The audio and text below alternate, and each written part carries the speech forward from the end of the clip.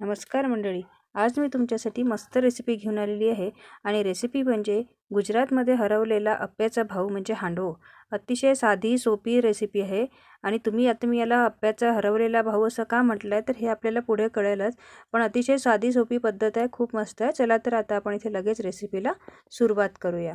कधी कधी आपण नाव ऐकून रेसिपी बनवायला घाबरतो, पण तसं अजिबात नाही आहे। याचं फक्त नाव वेगळं आहे, बाकी सगळी कृती सेमच आहे।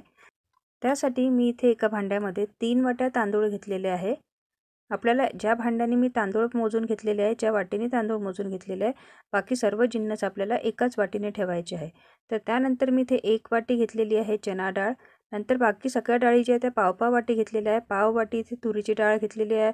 पाव वाटी मी इथे चिंचालीची मूग डाळ घेतलेली आहे। पाव वाटी मसूर डाळ घेतलेली आहे आणि पाव वाटी पांढरी उडदाची डाळ घेतलेली आहे। आणि मस्त फर्मेंटेशन चांगलं व्हावं यासाठी मस्त 1 चमचा मी इथे मेथी दाणा सुद्धा टाकून घेतलेला आहे। हे सर्व साहित्य छान असं स्वच्छ धुवून घेतलेलं होतं आणि 4 ते 5 तासासाठी भिजत ठेवल्यानंतर ते सगळं जे डाळी ज्या होत्या त्या मिक्सरमध्ये अगदी स्मूथ पेस्टमध्ये बारीक करून घेतल्या होत्या। सर्व मिश्रण बारीक केल्यानंतर मस्त असं चमच्याने मिक्स करून घ्यायचं। साधारणतः जेव्हा आपण घरी अप्पे बनवतो, अप्पेमध्ये सुद्धा आपण मिक्स डाळी वापरतो, म्हणूनच मी याला अप्पेचा गुजरातमध्ये हरवलेला भाऊ म्हटलेला आहे। त्याचं नाव आहे हांडवो। तर आता हे जे आहे सारण आपल्याला मस्त इथे 7 ते 8 तासासाठी फर्मेंटेशनसाठी ठेवून द्यायचं आहे। आजचं जे बॅटर आहे ते माझं खूप छान असं फर्मेंट झालेलं आहे, मस्त असं फुललेलं आहे। तुम्ही बघू शकता इथे खूप छान अशी त्याला जाळी सुद्धा आलेली आहे। हिवाळा असून सुद्धा आपलं जे आहे बॅटर ते खूप छान फुललेलं आहे, कारण तर आपण याच्यामध्ये 1 चमचा मेथी टाकलेली आहे। अगदी ओव्हरफ्लो व्हायला आलं होतं हे माझं आजचं बॅटर छान मिक्स करून घेतलेलं आहे। त्यानंतर मी यामध्ये थोडं इथे चवीपुरतं मीठ टाकून घेतलेलं आहे। थोडी इथे बारीक कापून घेतलेली कोथिंबीर टाकलेली आहे आणि त्यानंतर यात हिरवी मिरचीची पेस्ट टाकलेली आहे। तुम्ही यात हिरवी मिरचीचे तुकडे सुद्धा टाकू शकता, पण पेस्ट जर टाकली तर लहान मुलं सुद्धा खाऊ शकतात। त्यानंतर हिरवा पातीचा कांदा, थोडा गाजर टाकलेला आहे किसलेलं आणि नंतर यात थोडी बारीक बारीक कापलेली मी इथे पत्ताकोबी सुद्धा टाकलेली आहे। माझ्याकडे दुधी भोपळा मिळत नसल्यामुळे मी दुधी भोपळा टाकलेला नाही आहे, पण तुमच्याकडे जर दुधी भोपळा मिळत असेल तर तुम्ही किसून सुद्धा टाकू शकता। आपल्या आवडीनुसार आपण यात भाज्या टाकू शकतो। हे सर्व साहित्य आपल्याला छान मिक्स करून घ्यायचं आहे। सर्व भाज्या छान मिक्स करून झालेल्या आहेत। तुम्ही एका वेळेस एवढं बॅटर जर वापरत नसाल तर त्यातलं थोडं बॅटर जे आहे किंवा आपल्याला जेवढा इथे आता हांडवो बनवायचं आहे तेवढंच बॅटर मी इथे एका भांड्यामध्ये काढून घेतलेलं आहे आणि त्यात मी आता इथे सोडा घालणार आहे। सोडा जो आहे तो मी इथे तेलात मिक्स करून घालणार आहे, म्हणजे अगदी व्यवस्थित मिक्स होईल। अगदी सोडा जो आहे तो आयत्या वेळेस घालायचा, कारण सोडा हा लगेच इनॅक्टिव्ह होतो।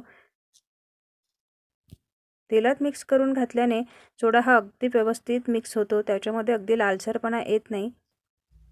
सोडा छान मिक्स करून झाल्यानंतर मी इथे कढाई ठेवलेली आहे। आपल्याला शक्यतो इथे जाडबुडाची कढाई वापरायची आहे, फक्त स्टीलच्या कढाईमध्ये थोडं जळण्याची शक्यता जास्त असते, त्यामुळे इथे खोलगट अशी आपल्याला कढाई वापरायची आहे। आज मी इथे लोखंडी कढाई वापरलेली आहे।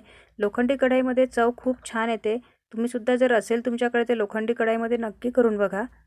आता मी याच्यामध्ये आधी थोडं तेल टाकलं, तेल छान गरम झाल्यानंतर मी त्याच्यामध्ये छान थोडं जिरं आणि इथे तीळ टाकून घेतलेली आहे। जिरं आणि तीळ छान तडतडल्यानंतर 2 चमचे जे होतं सोडा घातलेलं ते बॅटर घातलेलं आहे आणि गॅसची फ्लेम जी आहे ती अगदी मंद आचेवर ठेवलेली आहे आणि आता आपण याला अगदी 2 मिनिटासाठी झाकून ठेवूया आणि त्यानंतर वरची ही बाजू जी आहे ती सुकत आली की आपल्याला इथे याला टर्न करून घ्यायचं आहे।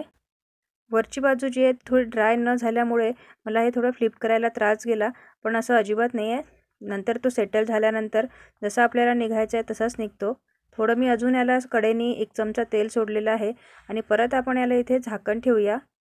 फक्त हांडवो शिजवताना थोडं पेशन्सची गरज आहे, नाहीतर तो जाड असल्यामुळे मध्ये कच्चा राहण्याची शक्यता असते, त्यामुळे अगदी मंद आचेवर आणि अगदी झाकण ठेवून शिजवा, म्हणजे मस्त शिजेल। कदाचित तुम्ही मध्ये ते एक टूथपिक सुद्धा इन्सर्ट करू शकता। टूथपिक जर क्लिअर निघाली तर हांडवो शिजून तयार आहे असं समजायचं। तर आपला हांडवो इथे अगदी तयार झालेला आहे। हेच जर बॅटर मी अप्पे पात्रात टाकलं असतं तर आपल्या इथे मिश्र डाळीचे अप्पे सुद्धा झाले असते। म्हणूनच म्हणते की एक अप्पेचा एक भाऊ जो आहे तो गुजरातमध्ये हरवला होता आणि अप्पे जो आहे तो साऊथ इंडियामध्ये गेला। दोघांचं पालन पोषण वेगळं झालेलं आहे, त्यामुळे त्यांच्या दिसण्यात सुद्धा फरक पडला आहे, पण अतिशय सॉफ्ट झालेले आहे, चवीला सुद्धा खूप अप्रतिम लागतात। आपण याला मस्त असे काप करून पिझ्झासारखे काप करून सुद्धा तुम्ही सर्व करू शकता। अगदी पोटभरीचा असा हा नाश्ता आहे, डब्याला देऊ शकता किंवा तुम्ही असं प्रवासातसुद्धा नेऊ शकता. खूप हेल्दी प्रोटीनयुक्त असा हा नाश्ता आहे आणि मस्त तुम्ही सॉससोबत खाऊ शकता, हिरव्या चटणीसोबत खाऊ शकता, कशाहीसोबत खाऊ शकता किंवा नुसतंसुद्धा हे छान लागतात कारण त्यात सर्व भाज्यासुद्धा आहे. स्पेशली लहान मुलांसाठी रेसिपी खूप छान आहे कारण मुलं डाळी खात नाही, भाज्या खात नाही. तर अशा रेसिपी जी आहे त्या आकार बदलून, त्याचं नाव बदलून तुम्ही मुलांना नक्कीच सर्व्ह करू शकता. व्हिडिओ कसा वाटला हे मला कमेंट करून सांगायला विसरू नका आणि तुम्ही जर माझ्या चॅनलवर नवीन असाल तर चॅनलला सबस्क्राईब नक्की करा.